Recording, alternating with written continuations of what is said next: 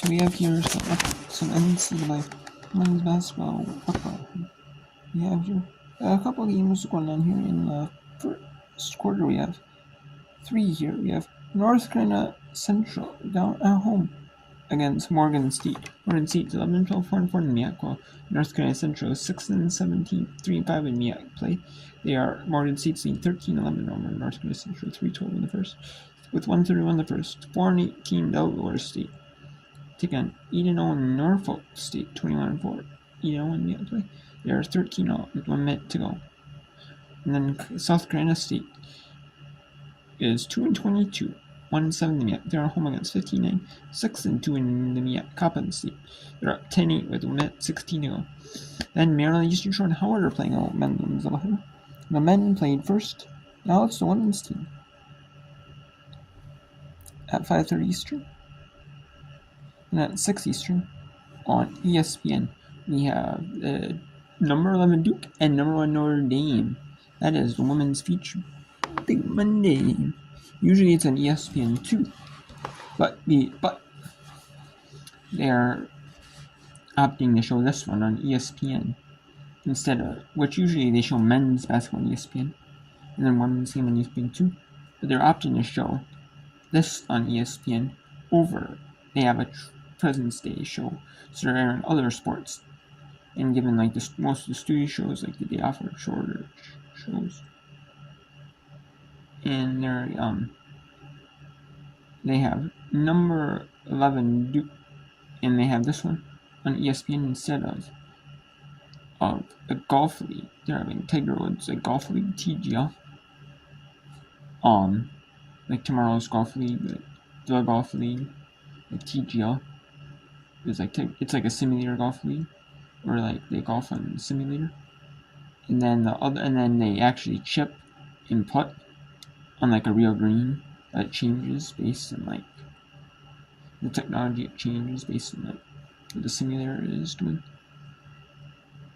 So it's kind of, I don't know, it's interesting, but it's like, I don't know. But there are the two matches on ESPN, and the third match is on ESPN too. So Duke Notre Dame on ESPN, which it definitely will draw more viewers, definitely more, you know what I mean, in the golf league. And then we have, which is kind of like which Tiger Woods golf league is kind of like a made for TV golf league.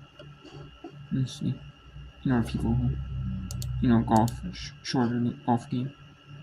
It's like a team based. It's kind of different, but anyways, whatever. Anyways, we have Michigan 8 and 7, 9-5 Big Ten play against 19-6, 9-5 Big Ten number 21st and Big Ten record 6 Eastern SC record Texas at number 18 Alabama, and in the SEC featured game, SC Texas is 8-10, 13-3 in the SEC. Alabama is 25-7-4 in the SEC, and then we have the second of the doubleheader and the Big Ten Network to meet. The third of 3 games in the Big Ten triple header today. We have Northwestern at Rutgers. Northwestern 1-11 in the Big Ten. Rutgers 2-12 in the Big Ten. The Eastern Big Ten. We had 3 on Big Ten Network yesterday. And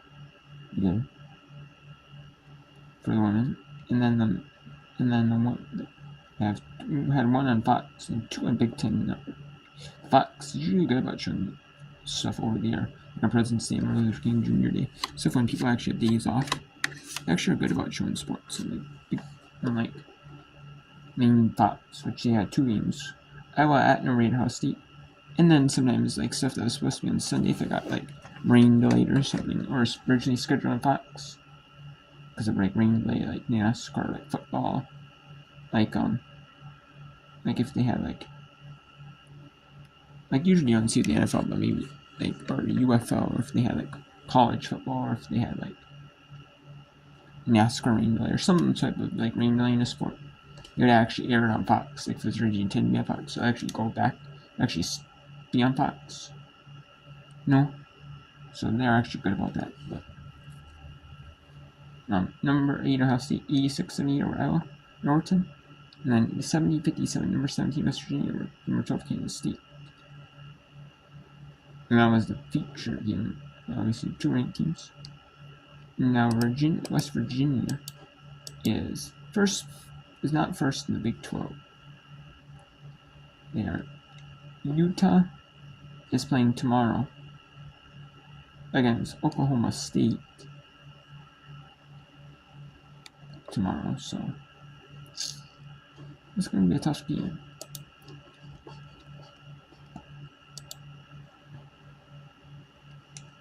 And then you have UCF and Kansas, which doesn't impact the standings too much, really. And who makes the Big 12 tournament if not every team makes it. That'd be about it. We have Oklahoma State. But still, West Virginia could be tied for.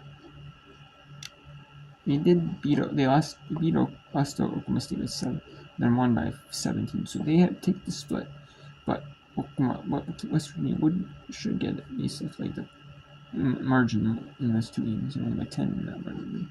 They lost by 7 by 17, so they got to plus 10.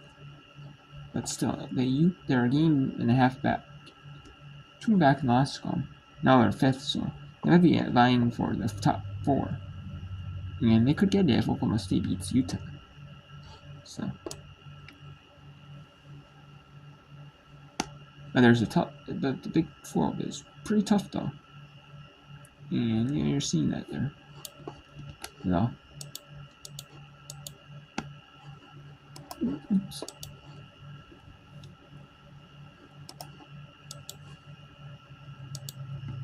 Okay. And then we have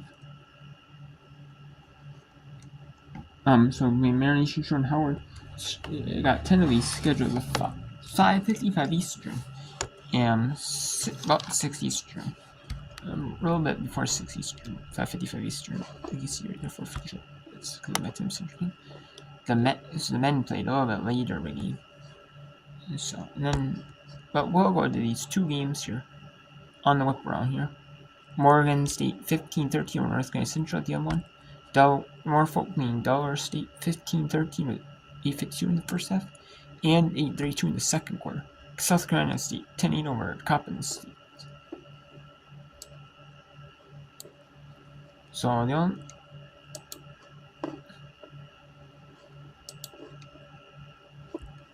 is 8 minutes to go now. First half. Norfolk leading the 28 minutes. 15, 18, 16 now. That's updated. But still, it's not. After the first quarter, being 15-13. Now it is 18-16 here. 3 all in the second quarter, so. And 2 on the Coppin State, South Carolina State, so.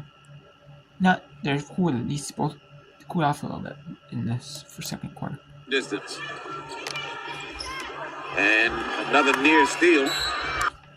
But this does favor North Delaware State, though. Delaware does want to make it a little bit grinded out type of game against Norfolk. Delaware State does. Against Norfolk State, they do. And if they can grind it out, make it like a slow-paced, low-scoring game, I think Delaware State has a chance. Norfolk, however, it likes to play faster pace. Obviously, they can score a lot of points, and and they're trying to, try to do their own style of play, but Delaware State's really making Norfolk State kind of a slow-paced, and stuff like that. They can't. You just gotta play your own game,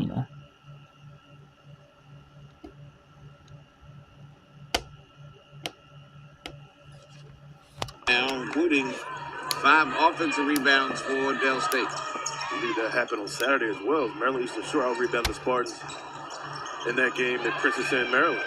Another open look from 3, and Diamond Johnson can't hit this one. Del State comes down with the rebound. As Lane gets it off the McElrath, and a blocking foul is going to be called on Scott Robinson. Scott Robinson with a great rotation. Not able to get set. Just what the Spartans do best is just good player movement. Everybody knows their assignment. That time Scott just a little late over there to go on the rotation to get the charge ball. Still sliding. That ball will be taken out of bounds. For Sky the first, the team's first in the second quarter. As McElrath finds herself open top of the key, misses this one. Left side, and back comes Norfolk State. Good blocks out by Diawara to clear that board, or nobody else could get it. The Spartans back into the front court, leading it by 2, 18-16. As Diamond Johnson, hesitation move, gets off the glass and up and good. When all else fails, give the ball to number 3. And she's third in the conference in field goal percentage, with that easy layup off the glass and in. As Norfolk State still in his zone. And the Hornets look to go inside. As the ball goes off of Scott Robinson. Okay, so let's go to Morgan at Del NC Central here. Morgan, 11-12, 4-4 in the Mid-Eastern Athletic Conference.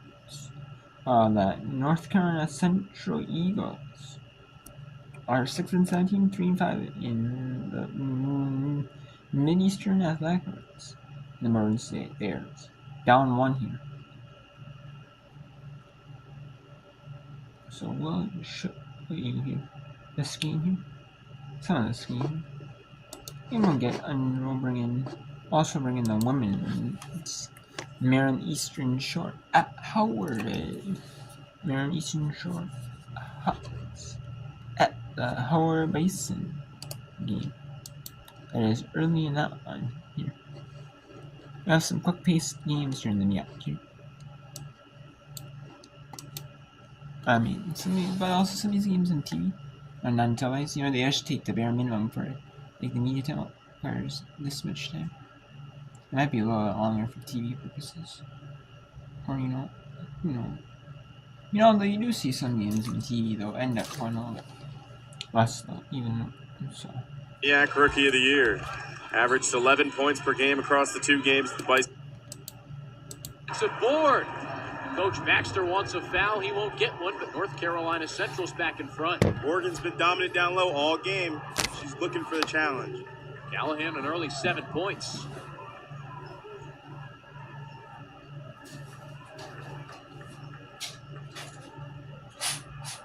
Jones caught in the corner. And even though Morgan State's only playing 1 big, North Carolina Central still got its 2 bigs out there. Helps with the rebounding. I agree.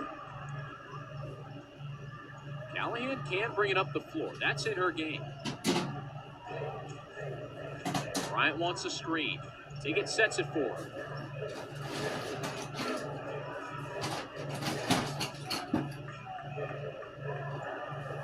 Callahan whirls, pivots. Great move. Rolls it in. Great move. That is a veteran take from Morgan Callahan. Over-aggressive freshman jumps at the pump fake. Couple substitutes at the scorer's table for both sides. Naya Ojukwu is one of them.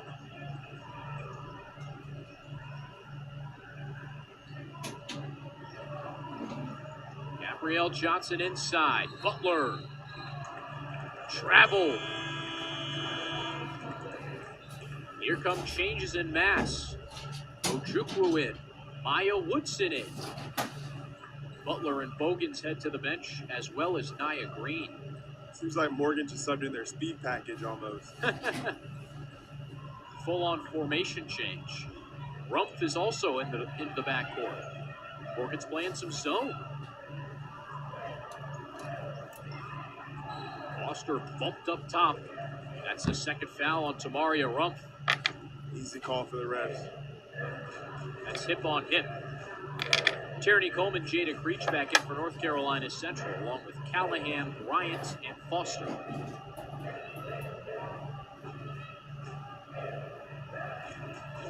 Coach Baxter calls for the team to spread out. Bryant beats the entire Morgan defense, then commits an offensive foul. Gabrielle Johnson there to take the contact. Kyle O'Brien's second personal. But Morgan State hasn't had it offensively in the second quarter. Just 2 points. 1 of 5 from the field through the first 3.5 minutes. Johnson fends off Coleman. Woodson. A little bit of heat on the pass. That's her first time touching the basketball. Jones cross court. Johnson's got to create with 6 to shoot. The step through. Short. Another aggressive rebound from Morgan. Ripped it away from Jones. Laser pass to Bryant. Bingo! 3 for the birthday girl. Central settling in downtown. 6-point lead. Pretty easy to get that confidence flowing once your best shooter hits one. So we have here Howard. No, let's go to Howard. They're up 6-5 over Maryland Eastern Shore with 6:34 left in quarter number 1.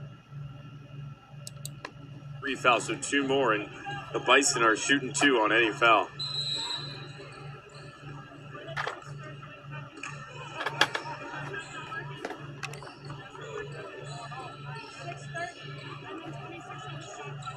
Clock issue never started when Sanaya Kings touched the basketball. Yeah, briefly, highlight Sanaya King and her ability offensively, what she's been able to do. Eclipsed 100 assists a couple of games ago. Second in assists in the whole country out of the freshmen behind Liv McGill of Florida. 9-time MEAC Rookie of the Week. Misses the triple right in front of us. She was named to it this afternoon for last week. Drive Haynes. Oh, tough bucket for Zamara Haynes. Haynes showing already doing it all cylinders, getting to the free throw line, getting after her missed free throw and hustling to try to get the ball back. She gets rewarded and one opportunity here at the free throw line. Opportunity at 3 points. Team that can shoot the free throw pretty well too. They're third in the conference in free throw percentage, 67%. We'll round up, 66.8. So you shoot the free throw well, you rebound the basketball well.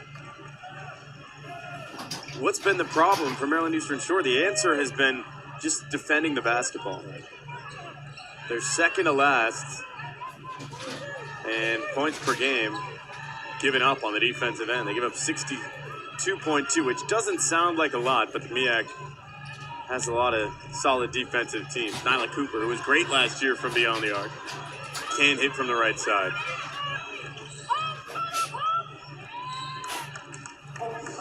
Of course, it's led to the doldrums as of late for Maryland Eastern Shore, but another clock issue here.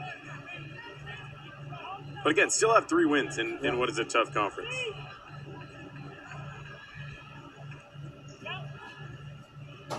Got out to a hot start too. Started 3-2 and have since lost 3 in a row since February 3rd. Whistle traveling violation.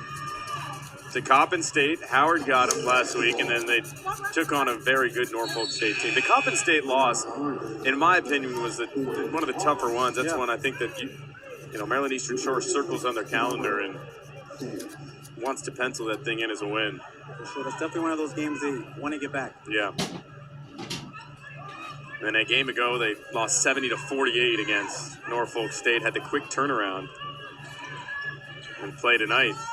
Kanaya Thomas, a force on the offensive end this year. Again, playing for the first time in a week. Didn't play against Delaware State. Now it's Miller who gets tied up. Tries to find a way to the hoop. Flips it far right. Transition, Brianna Barnes feeds it inside. Knocked away by Sanaya King into the hands of Niall Miller. Now King crosses, deals, turns it over. Deflected by Lynch. A nice defensive play, and she'll slow things down and get it to the grad guard from Philly.